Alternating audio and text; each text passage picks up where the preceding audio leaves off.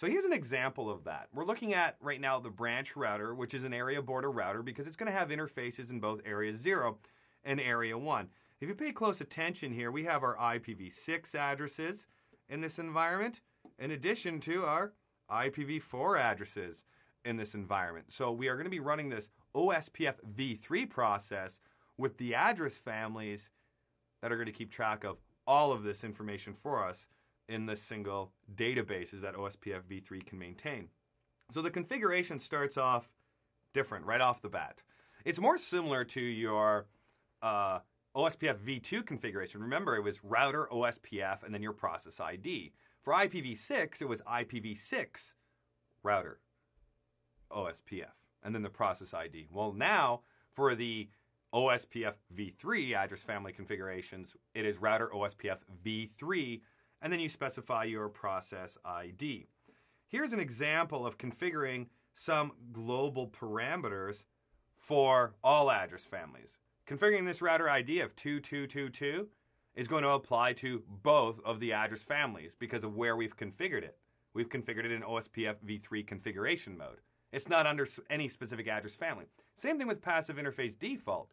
By specifying it here, every single interface that is part of the OSPFv3 process, regardless of the address family that it's in, is going to be passive.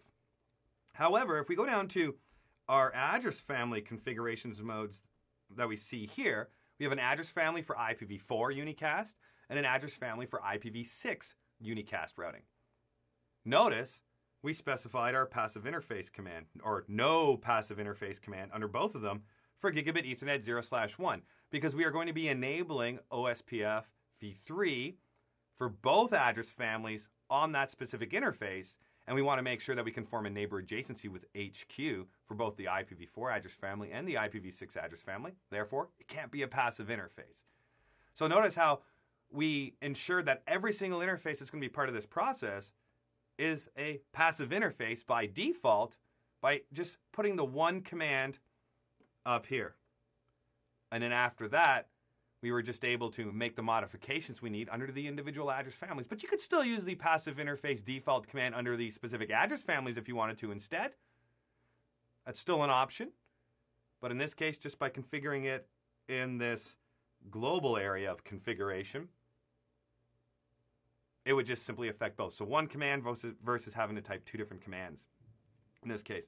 In addition to that, we got a little creative here, and we said that area 1 is going to be a stub area for address family IPv4.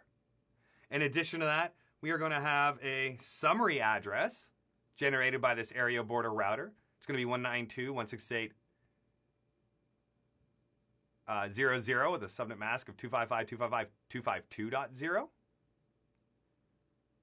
So that summary address for IPv4 will be advertised over to HQ. However, if you look down below at our IPv6 address family, we said that area 1 is going to be a what? A totally stubby area instead of just a stub area.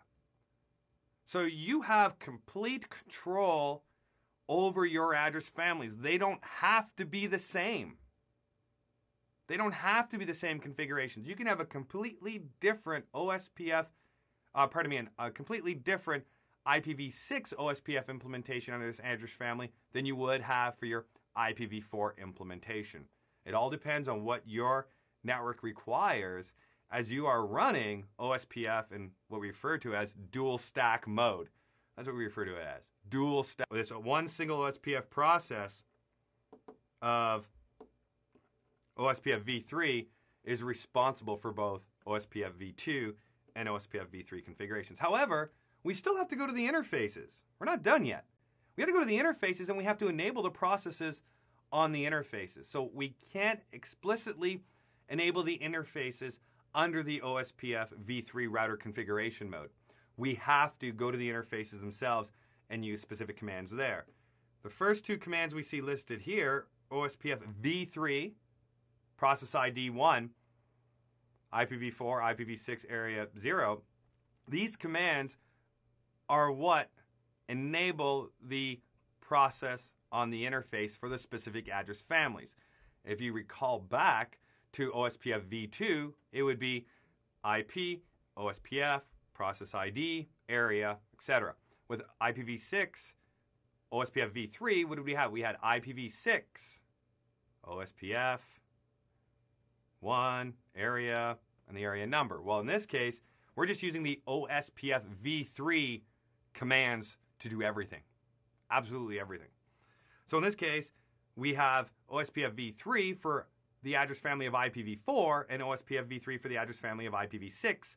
And we're stating that this interface of gigabit Ethernet 0/1 is going to be enabled for the IPv4 process and the IPv6 process, and it's going to be in area 0 for both. Look at this command here. Notice how we did not specify a specific address family. All it says is OSPFv3 1, cost 10. What this means is that it will affect both address families. So the interface cost for gigabit Ethernet 0/1 for both IPv4 and IPv6 is going to be set to 10. However, take a look a little further down. It says OSPFv3 1, IPv6 cost 5. So in this case, we are overriding. We're overriding the cost up here. Overriding that for just the IPv6 address family. So the IPv6 address family now, this interface has a cost of 5, where the IPv4 address family, this interface will have a cost of 10. When we look at this command, we are setting the priority of the interface for the designated router election process. And since it doesn't specify a specific address family, it means that it's affecting both address families. Down below, we're manipulating the timers.